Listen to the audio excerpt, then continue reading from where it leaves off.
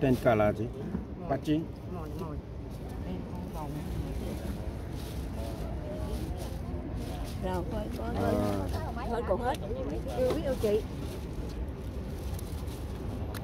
Không cần nữa đó, cần nữa đó đừng. Tên cả là gì?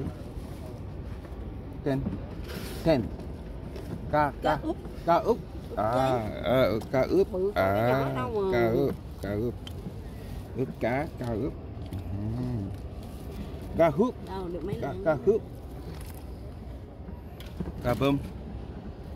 Mấy lẹ. Gần 6 lẹ hả chị à? Không nhiều đó. Cá nó cái ngao. Không máu đâu. Ngao nè. Cái ngao nè. Ngao. Rồi thôi. Thôi, bỏ cho bị. Đừng